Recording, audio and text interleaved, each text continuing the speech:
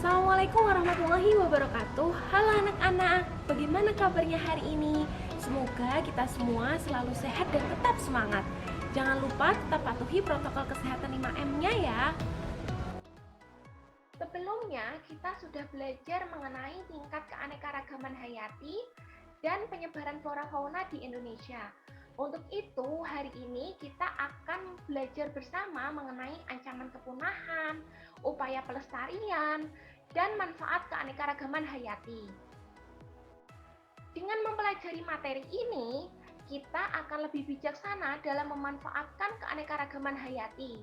Selain itu, kita akan lebih peduli dengan menjaga keanekaragaman hayati yang ada di bumi ini agar ke depan dapat dimanfaatkan oleh generasi berikutnya. Tujuan pembelajaran kali ini diharapkan anak-anak dapat menganalisis ancaman kepunahan keanekaragaman hayati. Anak-anak dapat memerinci upaya pelestarian keanekaragaman hayati dan dapat mengkategorikan manfaat keanekaragaman hayati. Ancaman kepunahan keanekaragaman hayati.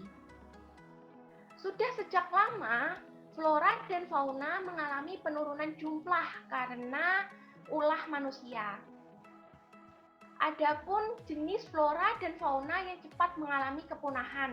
Yang pertama, flora dan fauna yang ditemukan di daerah sebaran sempit. Dengan daerah sebaran sempit, maka flora dan fauna jumlahnya sedikit, sehingga dapat dikatakan cepat mengalami kepunahan.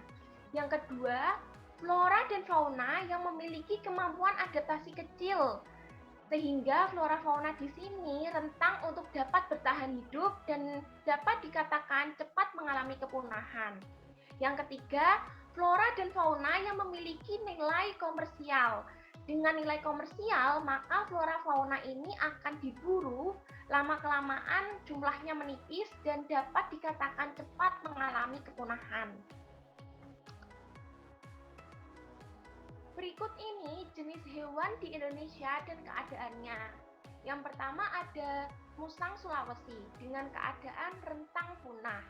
Yang kedua ada dugong yang keadaannya rentang punah hingga ada kupu-kupu sayap hitam yang keadaannya rentang punah. Selebihnya, anak-anak dapat mengecek di website IUCN. Aktivitas manusia tanpa kita sadari dapat mengancam keanekaragaman hayati, seperti industrialisasi untuk memenuhi kebutuhan sehari-hari. Apabila hal ini diteruskan tanpa adanya upaya untuk memperbaiki, maka akan mengancam keanekaragaman hayati dengan penurunan kuantitas maupun kualitasnya. Berikut penyebab penurunan keanekaragaman hayati. Yang pertama, perusakan dan pemusnahan habitat. Yang kedua, penggunaan jenis tumbuhan dan hewan pada suatu habitat secara berlebihan. Yang ketiga, terjadinya perubahan iklim global. Yang keempat, terjadinya pencemaran lingkungan dalam suatu ekosistem. Selanjutnya, upaya pelestarian keanekaragaman hayati. Sudah menjadi kewajiban kita bersama untuk melakukan pelestarian keanekaragaman hayati, seperti pelestarian in situ dan pelestarian ex situ. Pelestarian in situ merupakan pelestarian keanekaragaman hayati yang dilakukan di habitat aslinya. Dengan hal ini, hewan dan tumbuhan dilindungi di tempat hidup aslinya. Contohnya seperti yang ada di slide ini, ada badak Jawa yang dilestarikan di ujung kulon. Selain itu, ada pula pelestarian Rafflesia arnoldi di Bengkulu dan pelestarian komodo di Pulau Komodo. Sedangkan pelestarian ex situ merupakan pelestarian keanekaragaman hayati dengan dikeluarkan dari habitat aslinya dan dipelihara di tempat lain. Dapat dikatakan perlindungan hewan dan tumbuhan dilakukan di luar habitat aslinya. Contohnya seperti yang ada di slide PPT ini, yang merupakan Kebun Raya Bogor, tempat berbagai jenis tumbuhan hidup. Selain Kebun Raya Bogor, ada pula Kebun Raya Purwodadi. Untuk pelestarian hewan, terdapat penangkaran hewan penyu, buaya, dan orangutan. Selanjutnya, manfaat keanekaragaman hayati.